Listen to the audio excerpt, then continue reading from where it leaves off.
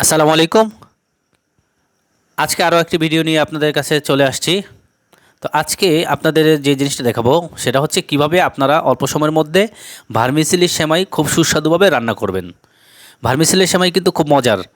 এটা নর্মালি অল্প সময়ের মধ্যে খুব ভালোভাবে রান্না করা যায়। এর জন্য আমার যা লাগবে, ফুটন্ত গরম পানি লাগবে। অবশ্যই ফুটন্ত হতে হবে গরম পানি। তারপর লাগবে আমাদের যে ভার্মিসেলি সেমাই। এটা হচ্ছে আমার প্রথম ধাপ। এই ধাপে আমার শুধু গরম পানি আর ভার্মিসেলি সেমাই লাগবে। তো আপনারা দেখতে থাকেন যে আসলে কি অল্প সময়ের মধ্যে কীভাবে ভার্মিসেলি সেমাই খুব সুস্বাদু করে রান্না করা যায়। চোখ রাখুন আমার চ্যানেলের সাথেই।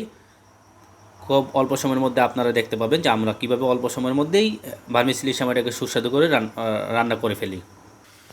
এখন আমি দেখাচ্ছি আপনাকে, এই যে অলরেডি আমার পানি ফুটে গেছে। এখন আমি সেমাইটাকে একটু, যেহেতু আমি পানিটা সেমাইয়ের মধ্যে দিয়ে দিব, তো সেমাইটাকে আমি এমন একটা নির্দিষ্ট জায়গায় রাখলাম যেখান থেকে আসলে ইজিলি আমি পানি, গরম পানি দিতে পারি। এখানে রাখলাম। এখন পানি দেওয়ার কাজ শুরু করে দিব। তো পানিটা আসলে এমনভাবে চতুর্দিকে দিয়ে দিব যেন এটা আসলে আধা সিদ্ধ হয়ে যায়। এখান থেকে যেন এটা আধা সিদ্ধ হয়ে আসে। তো আমি পানি দিয়ে দিচ্ছি ভালোভাবেই। অনেক গরম পানি দিয়ে দিলাম। বাস, আমার পানি দেওয়া শেষ।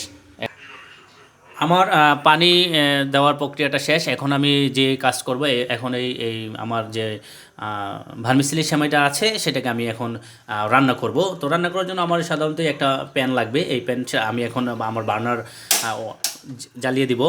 গ্যাস বার্নারটা জ্বালিয়ে দিলাম। এখন আমি এখানে কিছু তেল দিব, মশলা, বিভিন্ন ধরনের মশলা দিব। অল্প মশলা দেবো, যে আসলে যা বাসায় মোটামুটি থাকে এই ধরনের কিছু মশলা দেবো। খুব এক্সপেন্সিভ কোনো কিছু দিব না।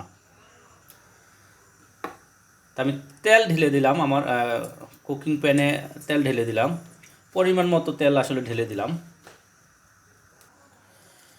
এরপর আমি পরিমাণ মতো কিছু দারুচিনি দিয়ে দিলাম, একটু তেজপাতা দিয়ে দিলাম,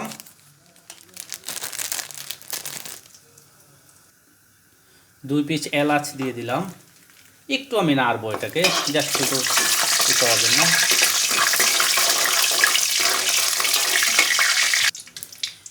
এখন আমি আমার যে ভার্মিসেলি সেমাইটা আমি করেছিলাম, গরম পানিতে রেখে দিয়েছিলাম, এটাকে আমি এখন দিয়ে দিব।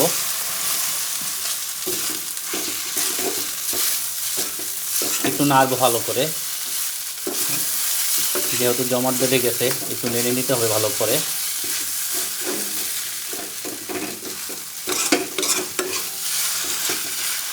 তো নাড়ার সময় আসলে খেয়াল রাখতে হবে, একটু লাগবে, এটা কোনো প্রবলেম না, আস্তে আস্তে এটা ছেড়ে দিবে।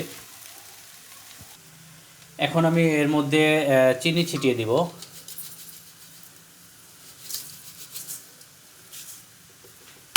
চিনি ছিটিয়ে আমি একইভাবে নাড়তে থাকবো।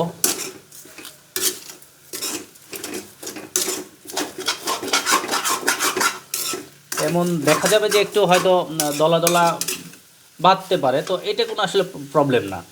আমার কাজ হচ্ছে এখন শুধু চিনি দিয়ে নাড়তে থাকবো। একটু ভালো টেস্টের জন্য হালকা পরিমাণে একটু লবণ দিয়ে দিতে পারি আমি, খুব বেশি না, অল্প। আমার কাছে মনে হচ্ছে আরও একটু চিনি লাগতে পারে। আসলে চিনি পরিমাণ এমন দেওয়া উচিত যে আসলে যে যে পরিমাণ মিষ্টি খায় সেই পরিমাণ মিষ্টি দিয়ে নেবেন, এতে এতে কোনো সমস্যা নাই। আমি আর একটু চিনি দিয়ে সেমভাবে একইভাবে নাড়তে থাকবো। এটার কাজই হচ্ছে শুধু এখন নেড়ে শুধু এখান থেকে ময়েশ্চার রিমুভ করে দিয়ে পানির পার্সেন্টেজ কমিয়ে নিয়ে আসতে হবে।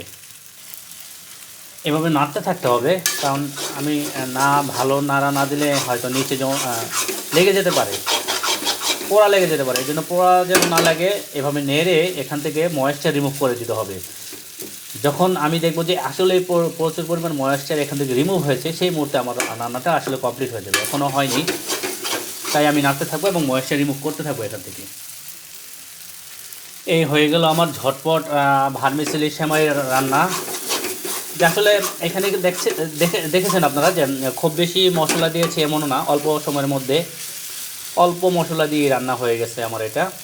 তো খুব সুস্বাদু ভার্মিসেলি সেমাই রান্না হয়ে গেছে। এখন আমরা এটা পরিবেশন করব এবং টেস্ট করব, প্লাস আমিও করব, আমার সাথে আরও কয়েকজন আছে তাদেরকে আমি টেস্ট করাবো। আপনারা এটা চাইলে ইজিলি রান্না করে নিতে পারেন এবং খুবই ভালো লাগবে আশা করি। চ্যালেঞ্জ এটা, যে আসলে খুব মজা লাগবে, আপনারা ট্রাই করে দেখতে পারেন। ঠিক আছে, সবাই ভালো থাকবেন, আল্লাহ হাফেজ।